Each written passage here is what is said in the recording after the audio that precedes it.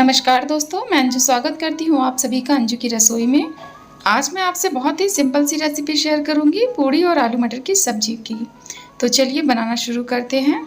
तो सबसे पहले मैं आलू मटर की सब्जी बनाऊँगी, जिसके लिए मैंने सबसे पहले कढ़ाई को गर्म कर लिया है। अब मैं इसमें डाल दूँगी थोड़ा सा सरसों ऑयल, लगभग ये 4 बड़े चम्मच सरसों ऑयल है। मीडियम आंच पे तेल को हमें अच्छे से गर्म कर लेना है। उसके बाद मैं इसमें डाल दूंगी 1 चम्मच हींग। उसके बाद मैं 2 तेजपत्ते डाल दूंगी। तेजपत्तों को हम बीच से तोड़ देंगे थोड़े छोटे टुकड़ों में। अब मैं डाल दूंगी इसमें 1 चम्मच पंचफोरन। अगर आपको पंचफोरन का स्वाद नहीं पसंद तो आप जीरा और मेथी से भी छौंक सकते हैं इस सब्जी को। पंचफोरन के बाद मैं इसमें डाल दूंगी 4 कटी हुई हरी मिर्च। साथ ही हम इसमें डाल देंगे 1 बड़ा चम्मच अदरक और लहसुन का पेस्ट। सभी चीजों को हम 1 मिनट तक अच्छे से भून लेंगे। तेल की क्वांटिटी आप अपने हिसाब से कम और ज्यादा कर सकते हैं। दोस्तों 1 मिनट पूरे हो चुके हैं और अदरक और लहसुन का पेस्ट भी अच्छे से भुन चुका है। अब मैं इसमें डाल दूंगी 3 बड़े साइज के प्याज चॉप किए हुए। प्याज को हमें ब्राउन होने तक अच्छे से भून लेना है।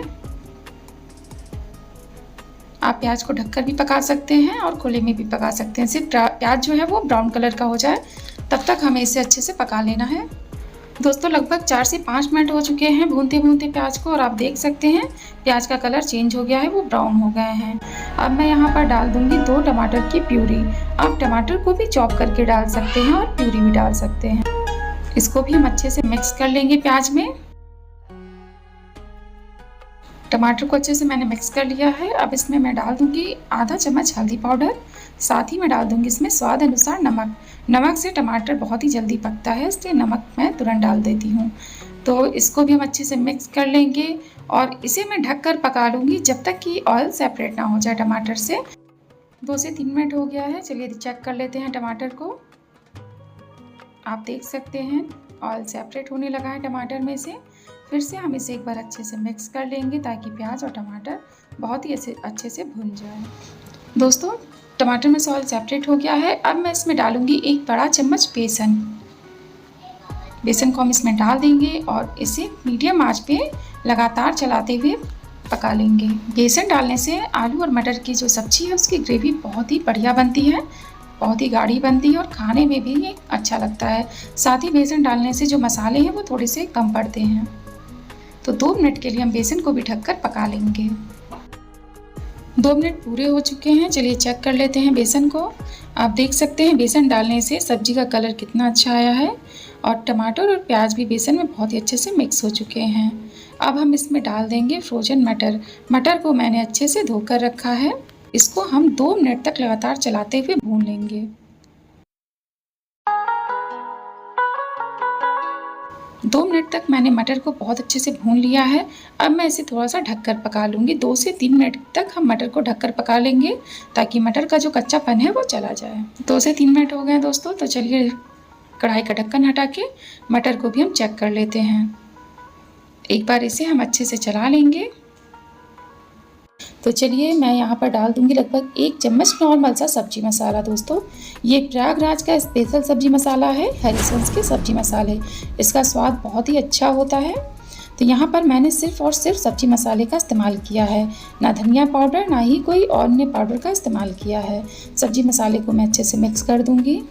अब थोड़ा सा मैं डाल दूँगी इसमें लाल कश्मीरी मिर्च पाउडर। मैंने यहाँ हरी मिर्च का इस्तेमाल किया है, इसलिए मैंने पिसी मिर्च का कम इस्तेमाल किया है।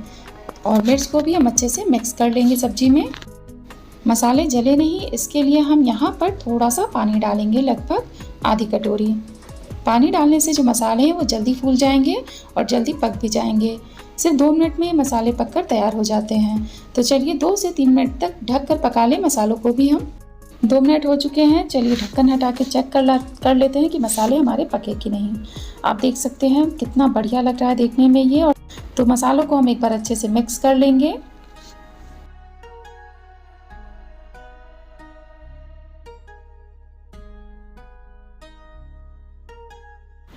दोस्तों हमारे जो मसाले हैं वो भी पक चुके हैं, पानी भी अच्छे से उबल चुका है। तो चलिए इसमें डाल लेते हैं उबले हुए आलू। यहाँ पर मैंने आलू को पहले से ही उबाल के रखा था। आलू को मैंने हाथों से ही मैश करके डाला है, इसको मैंने पीस में नहीं कट किया है। मैश करके जो आलू डालते हैं वो सब्जी खाने में भी बहुत अच्छी लगती है और ग्रेवी है उससे गाढ़ी हो जाती है। तो सभी आलूओं को मैं यहाँ पर हाथों से मैश करके डाल दूँगी। अब सब्जी को हम अच्छे से मिक्स कर लेंगे। दोस्तों आलू मटर की सब्ज़ी थोड़ी सी गाढ़ी लग रही है तो हम यहाँ पर डाल देंगे लगभग 1 कटोरी पानी। पानी आप अपने खाने अनुसार कम या ज़्यादा कर सकते हैं। अगर आपको गाढ़ी सब्ज़ी चाहिए तो आप पानी का इस्तेमाल कम करें। साथ ही हम इसमें डाल देंगे थोड़ा सा खुशबू के लिए गरम मसाला। मैंने यहाँ पर आधी छोटी चम्मच गरम मसाले पाउडर का इस्तेमाल किया है। अब सब्जी को हम अच्छे से चला लेंगे। आलू और मटर को अच्छे से पकने देते हैं 2 से 3 मिनट तक। 2 से 3 मिनट हो चुके हैं और आप देख सकते हैं ग्रेवी में भी काफ़ी अच्छा उबाल आ चुका है। तो एक बार हम सब्जी को अच्छे से चला लेंगे। दोस्तों आप रसा अपने खाने अनुसार करें, कम या ज़्यादा आप देख सकते हैं। अगर आपको इससे भी गाढ़ी सब्जी चाहिए तो आप आलू को ही अच्छे से पलटे की मदद से मैश कर लें। बेसन का ज़्यादा यूज़ ना करें। मैंने यहाँ सिर्फ 1 चम्मच बेसन का इस्तेमाल किया है। और आप देख सकते हैं सब्जी देखने में कितनी अच्छी लग रही है, बिल्कुल है ना मार्केट जैसा। तो दोस्तों आलू और मटर की सब्जी तो यहाँ बनके तैयार है। अब मैं इसमें डाल दूंगी थोड़ा सा कटा हुआ हरा धनिया। सब्जी को हम एक बार अच्छे से मिक्स कर लेंगे। दोस्तों यहाँ पर हमारी आलू मटर की सब्जी बनके तैयार है और सब्जी देखने में बहुत अच्छी लग रही है, खाने में तो और भी अच्छी होगी। तो चलिए सब्जी तैयार है तो इसके लिए हम पूड़ी की भी तैयारी कर लेते हैं। तो चलिए बनाना शुरू करते हैं पूड़ी। पूड़ी बनाने के लिए यहाँ पर मैंने 1 कटोरी सूजी का इस्तेमाल किया है। मैं गेहूं के आटे की पूड़ी बनाऊंगी, साथ ही मैं इसमें सूजी का भी इस्तेमाल करूंगी। अब मैं इसमें डाल दूंगी 1 कटोरी से थोड़ा सा ज़्यादा पानी। हमें पानी का इस्तेमाल इतना करना है जो सूजी है वो अच्छे से भीग जाए और फूल जाए। तो पानी को हम अच्छे से चम्मच की मदद से मिक्स कर लेंगे। पानी कम ज़्यादा आप अपने हिसाब से कर सकते हैं, क्योंकि आटे में जाने के बाद सूजी जो है वो अच्छे से पानी को सोख लेगा। अब सूजी को हम 10 मिनट के लिए ढककर अलग रख देंगे। 10 मिनट हो गए हैं तो चलिए ढक्कन हटा के चेक कर लेते हैं। आप देख सकते हैं जो सूजी है वो सारा पानी सोख चुका है और सूजी जो है वो बहुत ही अच्छे से फूल चुकी है। आप नॉर्मल पानी की जगह गर्म पानी भी डाल के सूजी को जल्दी से फुला सकते हैं। तो सूजी भी फूल चुकी है तो चलिए इसका आटा लगा लेते हैं। यहाँ पर मैंने लगभग 2 कटोरी गेहूं का आटे का इस्तेमाल किया है। मैंने यहाँ पर 2 कटोरी गेहूं का आटा, साथ ही 1 कटोरी सूजी का इस्तेमाल किया है। अब जो मैंने सूजी फुला के रखी है उसे मैं आटे में मिक्स कर दूंगी। सूजी के बाद मैं इसमें डाल दूंगी 3 बड़े कद्दूकस किए हुए आलू। आलू को भी हम आटे में पलट देंगे। पूड़ी को थोड़ी सी नमकीन बना लेते हैं तो यहाँ पर मैंने स्वाद अनुसार नमक का इस्तेमाल किया है। अब मैं इसमें डाल दूंगी 1 छोटा चम्मच अजवाइन, साथ ही मैं इसमें डाल दूंगी आधा चम्मच कलौंजी, जिसे हम मंगरेल भी कहते हैं। अब मैं इसमें डाल दूंगी 1 चम्मच चिली फ्लेक्स। चिली फ्लेक्स की जगह आप पिसी हुई मिर्च पाउडर का भी इस्तेमाल कर सकते हैं। अब मैं इसमें डाल दूंगी ताजी कटी हुई हरी धनिया। दोस्तों आप कसूरी मेथी का भी इस्तेमाल कर सकते हैं और यहाँ पर मैंने ताजी हरी धनिया का इस्तेमाल किया है। ये पूड़ी थोड़ी सी अलग बना रही हूँ ताकि खाने में अच्छी लगे। मेरे हस्बैंड को ये पूड़ी बहुत पसंद है तो उन्हें मैं हर संडे ये बनाकर खिलाती हूँ। तो आप देख सकते हैं सभी चीज़ों को मैंने अच्छे से मिक्स कर लिया है।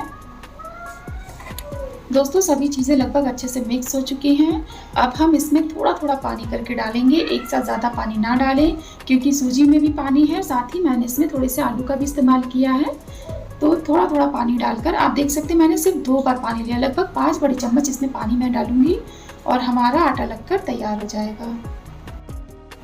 पूड़ी के लिए आटे का डो लग के बिल्कुल तैयार है और मैंने इसे थोड़ा सा सख्त ही लगाया है। इस डो को हमें रखना नहीं है, तुरंत ही इसकी पूड़ियाँ बनानी है वरना आटा जो है वो थोड़ा सा मुलायम हो जाएगा। तो यहाँ पर मैं थोड़ा सा चिकनाहट के लिए डाल दूंगी रिफाइंड ऑयल। लगभग मैंने 1 बड़ा चम्मच यहाँ पर रिफाइंड ऑयल का इस्तेमाल किया है और आटे के डो को हम एक बार और अच्छे से लगा लेते हैं। दोस्तों पूड़ी के लिए डो रेडी है और मैंने इसे थोड़ा सा सख्त ही लगाया है। सूजी और आलू से ये पानी छोड़ सकता है, इसलिए हमें इसको रखना नहीं है, फटाफट से इसकी गर्मा गर्म पूड़ियाँ बनानी है। तो चलिए बनाते हैं गरम गरम पूड़ियाँ। तो पूड़ियाँ बनाने के लिए सबसे पहले हम हाथों में थोड़ा सा सूखा गेहूं का आटा लगा लेंगे। फिर एक छोटी सी लोई ले लेंगे। लोई आप अपने हिसाब से छोटी या बड़ी बना सकते हैं। लोई को अच्छे से चौकी पे हम गोल कर लेंगे। फिर लोई में हम थोड़ा सा सूखा आटा लगा लेंगे। अब चौकी पे बेलने की मदद से इसे हम गोल बना लेंगे। हमें पूड़ी को मीडियम साइज में बेलना है, ना ही बहुत पतला बहुत मोटा भी नहीं। ये पूड़ी थोड़ी सी कुरकुरी बनेगी और बाद में ये पूड़ी बहुत ही सॉफ्ट हो जाएगी। तो आप देख सकते हैं मैंने पूड़ी को बेल लिया है। अब चलिए गर्मा गर्म तेल में इसको फ्राई भी कर लेते हैं। बहुत ही जोर की भूख लगी है। तो यहाँ पर मैंने ऑयल को पहले से ही गर्म कर लिया है। अब मैं इसमें डाल दूंगी पूड़ी।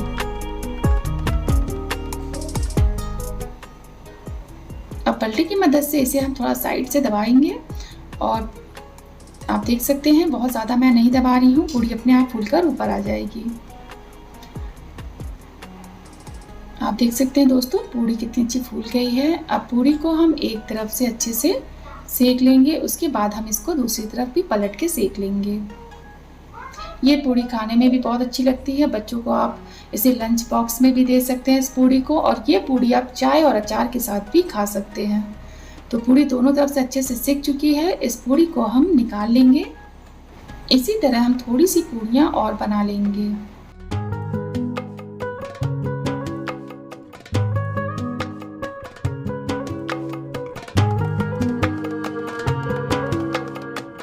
और मेरी गर्मा गर्म पूड़ियाँ बनकर तैयार हैं। तो चलिए फटाफट से हम बढ़िया सी थाली तैयार कर लेते हैं पूड़ी और सब्जी के लिए।